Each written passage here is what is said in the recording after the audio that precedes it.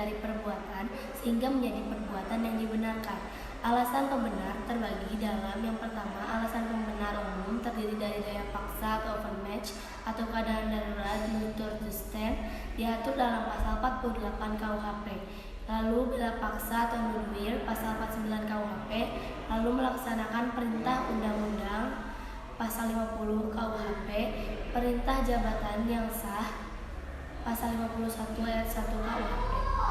2. Alasan pembenar khusus terdiri dari dokter dan para saksi yang menghadiri perkelahian tanding pasal 186 ayat 1 KUHP, pencemaran demi kepentingan umum atau karena terpaksa untuk membela diri pasal 310 ayat 3 KUHP, yang dihina dengan putusan hakim yang menjadi tetap dinyatakan bersalah atas hal yang dituduhkan pasal 314 KUHP. Alasan pembenar di luar undang-undang, hukum disiplin atau tuhreh dari orang tua atau guru, kewenangan jabatan dari dokter, apoteker, penyelidikan ilmiah atau vivisecti, fungsi negatif dari sifat melawan hukum material atau on reckon atau negatif pan materially. Misalnya Ares Hojret tentang dokter hewan Jo, putusan EMA tentang Markus Effendi. Alasan pemaaf yaitu alasan yang meniadakan kesalahan pelaku tindak pidana sehingga pelaku yang melakukan perbuatan yang bersifat melawan hukum tidak dipidana karena tidak ada kesalahan. Alasan pemaaf terdiri dari yang pertama, alasan pemaaf umum itu ketidakmampuan bertanggung jawab atau onto reckoning fact barhead pasal 44 KUHP, lalu ada daya paksa dalam arti sempit overmatch in exin pasal 48 KUHP, lalu ada bela paksa yang melampaui batas pasal 49 ayat 2 KUHP, perintah jabatan yang tidak sah atau on bevel gegeven ambedslike bevel pasal 51 ayat 2. Alasan pemaaf khusus yaitu yang pertama, mempersiapkan atau memperlancar perubahan ketatanegaraan dalam arti umum pasal 110 ayat 4 KUHP, penarikan kembali pembujukan untuk melakukan kejahatan pasal 163 ayat 2 bis KUHP, tidak melaporkan kepada yang berwajib atau yang terancam apabila ada kejahatan yang tertentu pasal 166 KUHP, pencurian antara suami istri pasal 367 ayat 1 KUHP, insubordinasi tidak jadi pasal 464 ayat 3 KUHP. Alasan pemaaf di luar undang-undang, tidak ada kesalahan sama sekali atau taksi.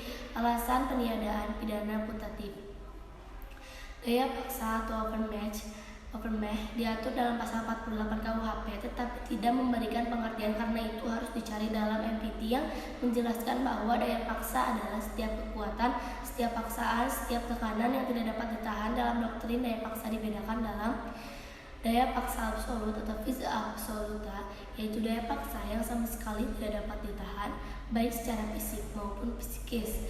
Daya yang kedua ada daya paksa relatif atau vis compulsiva, yaitu daya paksa yang masih dapat ditahan dengan berbuat lain tetapi tidak bisa melakukan perlawanan sehingga tidak perlu dilawan.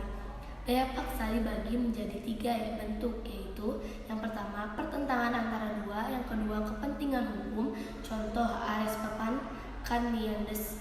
Yang kedua pertentangan antara kepentingan hukum dengan kewajiban hukum, contohnya itu Optician Ares 1932. Yang ketiga pertentangan antara dua kewajiban hukum, contohnya dipanggil untuk menghadap ke dua tempat pengadilan yang berbeda dalam waktu yang bersamaan. Bela paksa atau nudwir. Bela paksa atau nudwir diatur dalam pasal 49 ayat 1 KUHP yang disebut alasan penghapus atau peniadaan pidana. Syarat-syaratnya, perbuatan harus terpaksa dilakukan untuk pembelaan yang sangat perlu karena tidak ada jalan lain. Perbuatan tersebut dilakukan karena ada serangan yang sekonyong-konyong atau mendadak dan seketika itu juga. Pembelaan itu hanya dapat dilakukan untuk kepentingan hukum yang ditentukan secara limitatif, yaitu diri sendiri atau orang lain, kehormatan kesusilaan sendiri atau orang lain, harta benda sendiri atau orang lain. Bela paksa yang melampaui batas atau nudwir excess diatur dalam pasal 49 ayat 2, yaitu berupa melampaui batas pembelaan yang diperlukan, pembelaan yang dilakukan sebagai akibat yang langsung dari guncangan jiwa yang hebat. Keguncangan jiwa yang hebat itu diakibatkan oleh adanya serangan. Jadi, Antara guncangan jiwa yang hebat dengan serangan atau ancaman serangan harus ada hubungan yang kausal. Nodware access harus dilakukan dalam hal adanya guncangan jiwa yang hebat, perasaan takut, khawatir atau bingung, perasaan marah yang sangat, bela paksa dapat dijadikan alasan pemaaf dan bukan pembenar. Sekian melaksanakan ketentuan undang-undang disebut juga wet click for script yang diatur dalam pasal 50 KUHP. Syarat melaksanakan perintah undang-undang adalah yang pertama, harus ada perbuatan melaksanakan undang-undang untuk kepentingan umum. Yang kedua, perbuatan tidak terbatas pada perintah undang-undang saja, tetapi juga atas wewenang yang diberikan undang-undang. Lalu ada perbuatan harus patut, wajar, dan masuk akal. Perbuatan yang masuk kategori melaksanakan undang-undang tidak bersifat melawan hukum, sehingga masuk dalam alasan pembenar. Melaksanakan perintah jabatan disebut juga angelic devil, yang dibedakan dalam melaksanakan perintah jabatan yang sah pasal 51 ayat 1 KUHP, melaksanakan perintah jabatan yang tidak sah pasal 51 ayat 2 KUHP. Seorang yang melaksanakan perintah jabatan yang sah, perbuatannya dianggap tidak melawan hukum, sehingga perbuatannya tidak dapat dipidana.